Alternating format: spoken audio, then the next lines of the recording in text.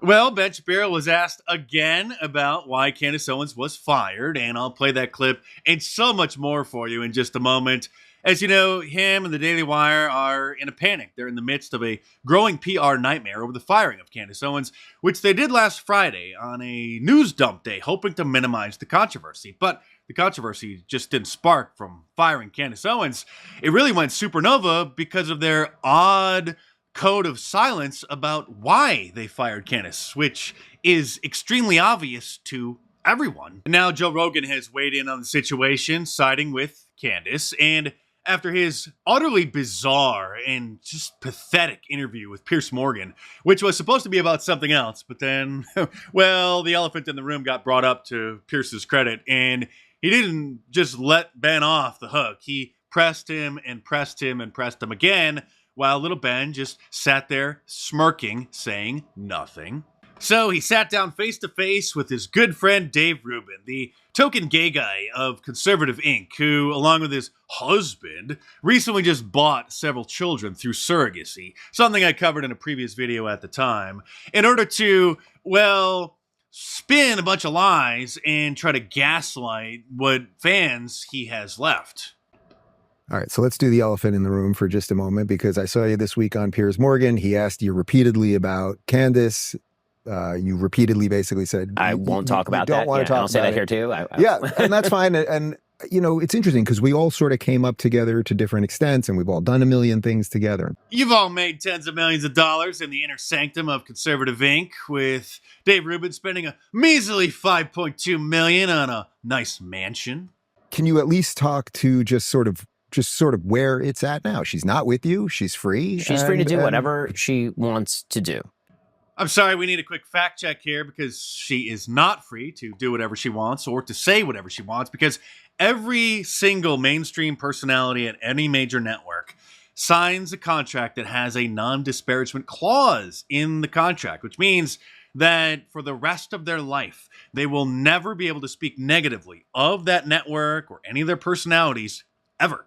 Have you heard Tucker Carlson expose Fox News since he left? No, because of the non-disparagement clause. Oh, and another fun fact about the business, this may end up being another one of those long and in-depth reports, so grab a cup of coffee or something and sit tight, because there's a lot to get into, is that it's also standard in these contracts to have an arbitration clause. And what that means is that if an employee is fired, after they're fired, if they decide to sue their former employer, the network, or if the network decides to sue a former host because they start mouthing off and, you know, disparaging them, then that is all done in secret. Because normally when somebody files a civil lawsuit against somebody, that is all public.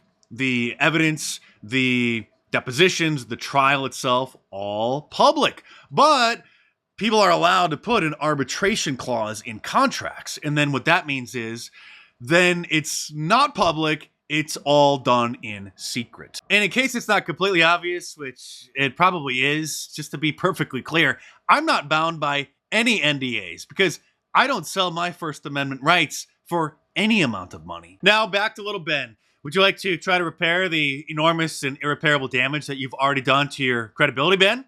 So the Daily Wire would not have a host, would not pay a host who was staunchly pro-abortion. Mm-hmm. They'd have no obligation to pay a host who is staunchly pro-abortion. And so when it comes to the hosts on the Daily Wire, obviously everyone is able to say what they want. Nobody ever comes to me and says, you can't say X. Nobody ever says that to Walsh. And no one ever said that to Candace. But you just said that the Daily Wire would fire any host who was staunchly pro-abortion. And that's their right. Any news organization has an editorial policy. And if one of their hosts starts saying things that violate the editorial policies or what the corporate controllers want hosts to say, that's perfectly within their right to fire them. I think most people would just like it to admit the obvious unwritten rule in conservative media that if you dare criticize Israel, no matter how mild, how reasonable, if you show an ounce of sympathy for the dead Palestinian women and children, then you get fired. But here's where the lies get laughable. You know, there are a lot of people who are suggesting this is about disagreements over Israel. I mean, I can safely say it is not about disagreements over Israel to the extent that, without reference to Candace at all here, Matt Walsh has taken the position that America ought not be involved in the Middle East at all. That's just a pure isolationist position. I disagree with it. I think it's wrong. I think that it's short-sighted. But again, he's on our platform. That is well within the range of acceptable discourse at the Daily Wire. Did you catch that? Ben's a lawyer. He went to Harvard Law. He's very intelligent, very cunning. He said, well, it's not about disagreements over Israel to the extent that, and then cited the opposition to financially and militarily getting involved in Israel's business, which Matt Walsh is opposed to. So technically, on rare occasions, a Daily Wire host could mention that they're just a non-interventionalist, but then they would know, and Matt Walsh knows, that he's getting pretty close to crossing that unwritten rule. But if they mention it too many times, then they would be called an anti-Semite because they would be considered fixating on anti-Israeli policies. The straw that broke the camel's back with Candace Owens was her expressing sympathy for the thousands of dead innocent civilians, many women and children, in Gaza. That's not allowed because then you're making Israel look bad. You're only supposed to consider every single Palestinian to be guilty, to be a member of Hamas or a Hamas sympathizer. Stay tuned because there's plenty more to come in this video, but real quick, subscribe to my channel if you're new here because you're obviously not going to get information and analysis like this anywhere else. And if you are new here, I'm Mark Dice, your trusted independent media analyst. Not that it matters, but I do have a bachelor's degree in communication. But obviously, this is not a channel like any others you'll ever come across. And it's pretty obvious that the Daily Wire considers Candace Owens telling Ben Shapiro that Christ is king when they first started having an argument about the situation back in November. They consider that to be anti-Semitic. And I mentioned this in the previous report, and this video is going to be mostly new information. And so there's something very odd that happened. This popular Twitter account called Censored Men, which has almost 1 million Twitter followers, posted this rather lengthy statement claiming that several Daily Wire employees reached out to them and said that that was the reason. Now, I'm very skeptical of this. This could easily be total hoax. It could be that several trolls DM'd them and said that they were employees and maybe they didn't fact check it. But what's odd is that this is a very popular account, over almost 1 million followers, and a very popular post that went viral yesterday. And so far, at the time that I'm recording this video, Jeremy Boring has not denied it, which is very strange. I wouldn't expect him to respond to all the rumors out there. And of course, they've been very mum about the whole situation, but to not respond to this is odd. And again, just briefly, in case you missed it, he posted a very lengthy Twitter post saying that Christ is king can easily be considered anti-Semitic, and it just depends on the context and why somebody says it to a Jewish person. And then he hopped on a Twitter space and doubled down on that view, which is very strange because if that's considered anti-Semitic or even using the Lord's name in vain is what he said it could be, if you're using it to try to, harass some Jewish person, then isn't calling yourself the God King of the Daily Wire considered to be blasphemous? That's what he arrogantly calls himself. That's what all of their on-air talent call him, the God King. Back in November, when Candace Owens posted this scripture about how blessed are the peacemakers, for they shall be called the children of God. Blessed are they which are persecuted for righteousness' sake. Not even mentioning Ben Shapiro or tagging him or in a response directly to anything that he said. He then quote tweeted her saying, Candace, if you feel that taking money from the Daily Wire somehow comes between you and God, by all means quit. And then she responded saying, you're utterly out of line for suggesting that I cannot quote biblical scripture. The Bible is not about you.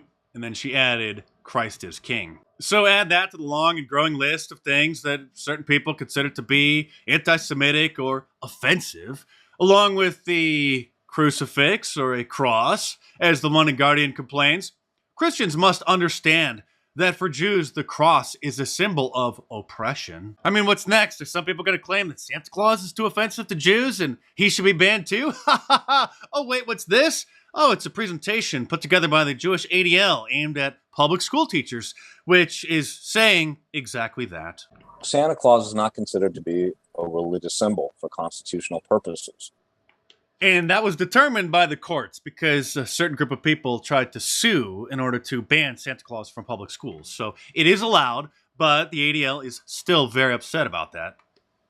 So asking students to draw a picture of something that's not deemed religious is constitutional.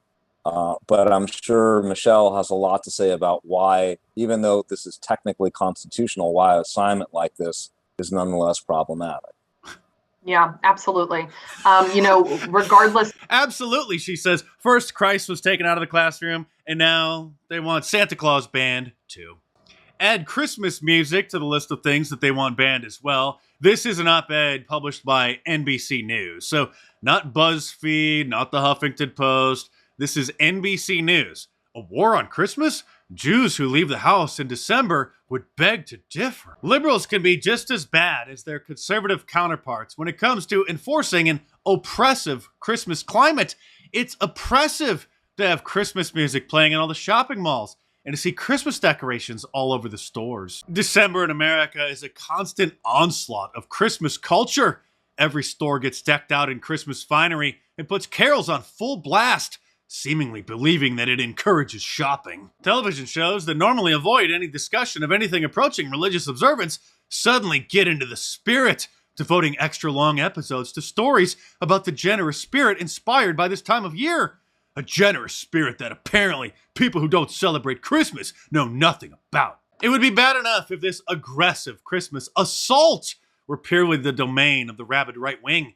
If the only people I needed to worry about fending off were the types who see cries of happy holidays as an affront to their religious freedom, or the switch from red to green holiday cups as some sign of an Islamic agenda. But the truth is that liberals, even ones who ostensibly embrace religious diversity, can be just as bad as their conservative counterparts when it comes to enforcing the oppressive Christmas climate.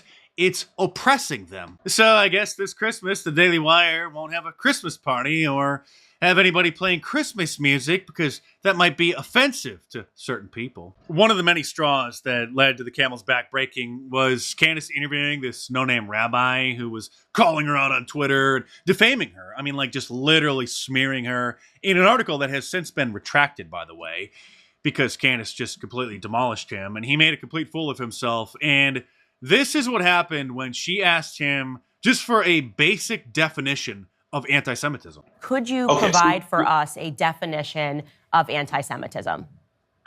Absolutely. I really appreciate that because I think that is the break. If we're not speaking the same language, where can we go, right? Well, it's bigotry and or hatred of Jews. Quite simple. So starts doing a Putin. That is referring to when Tucker Carlson interviewed Vladimir Putin, and then he just kept talking and talking, going back hundreds and hundreds of years, just giving this completely convoluted and overly complicated historical view of Russia before really never even getting to the point. Sorry, did you say in 1140 this happened? 1144 in Norwich, England. Okay, go on.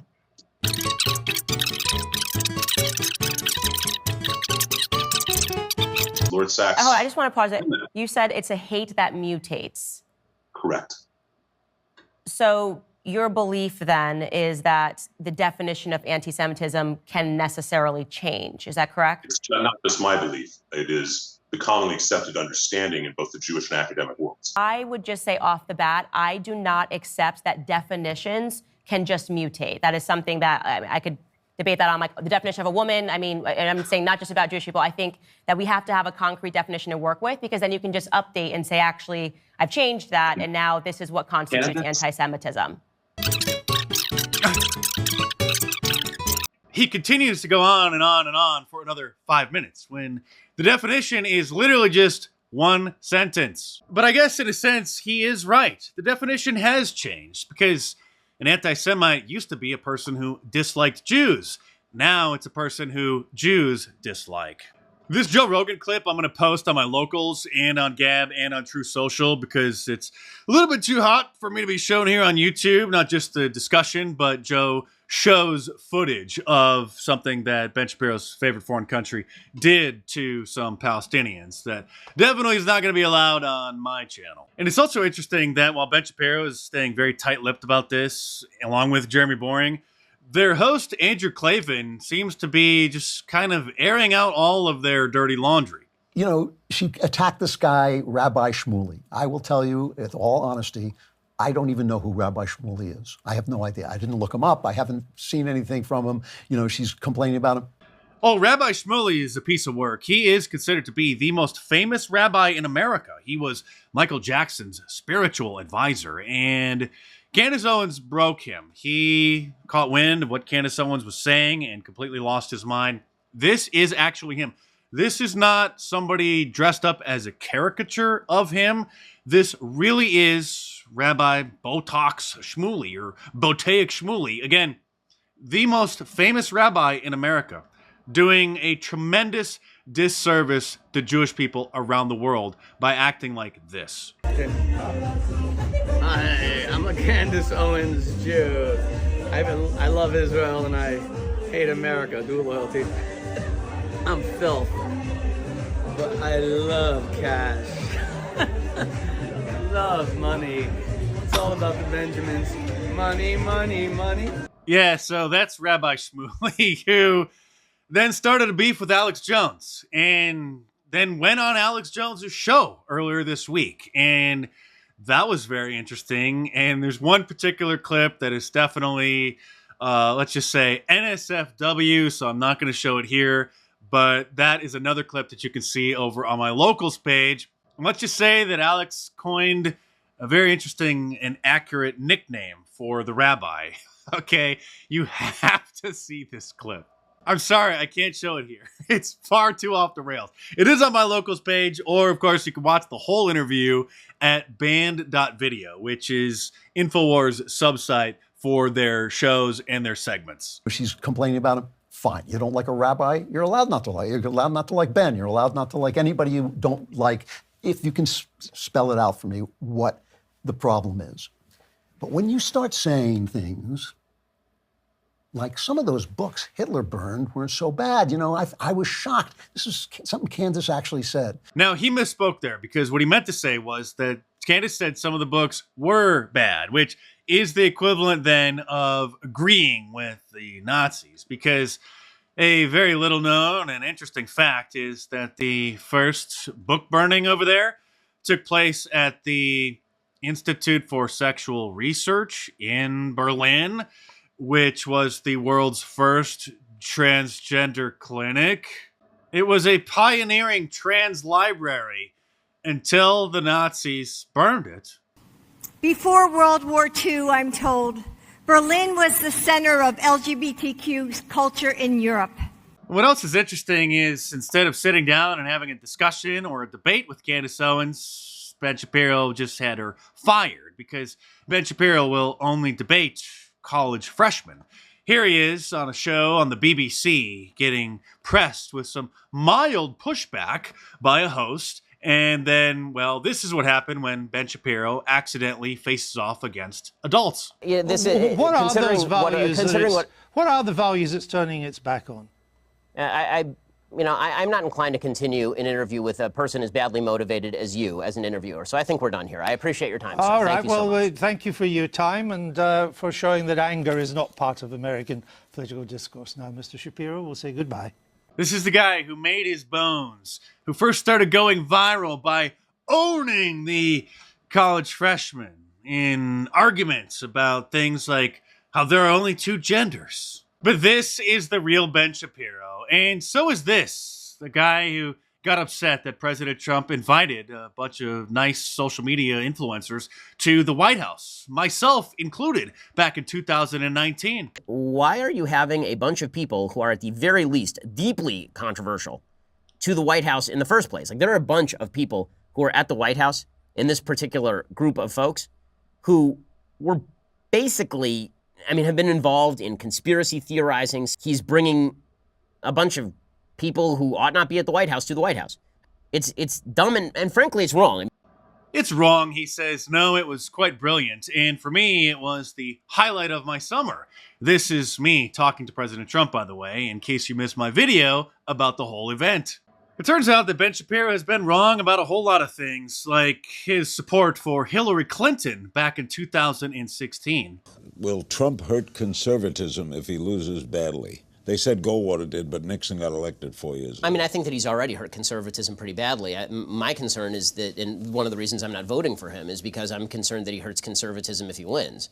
If he wins, then because then you see this whole group of people who sort of follow him position to position based on loyalty to party and loyalty to him personally.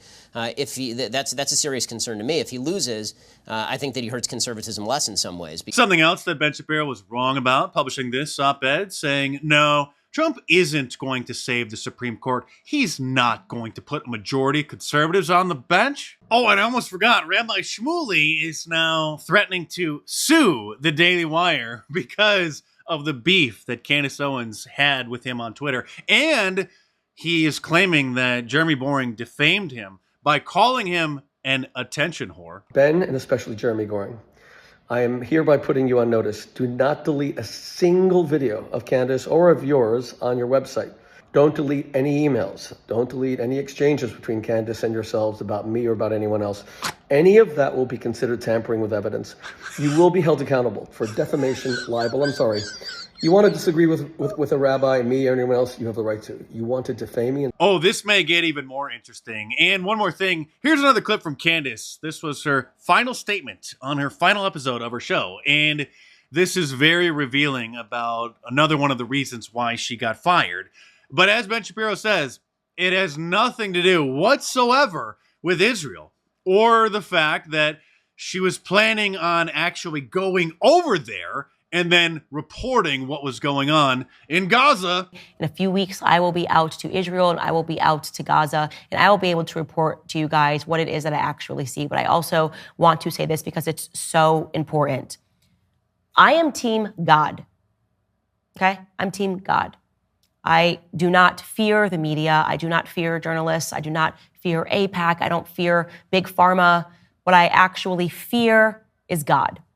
I think that one day we are all going to have to account for the things that we have done and the things that we have said, and I want to make sure that I am not a person that is parroting lies. Ladies and gentlemen, unfortunately, that is all the time that we have for today, but don't worry, because we will see you tomorrow for a brand new episode. Of course, that episode sadly never came, and I detailed some of the unwritten rules of conservative media in my new book, The War on Conservatives, because we're not just opposed by the Marxists and the Democrats on the left. We're also opposed by cowardly conservatives and rhinos and conservatives who engage in cancel culture on the right. So head on over to Amazon.com or download the ebook from any of the major ebook stores. And of course, there's a link to the Amazon listing in the description below. So click it and head on over there and check it out.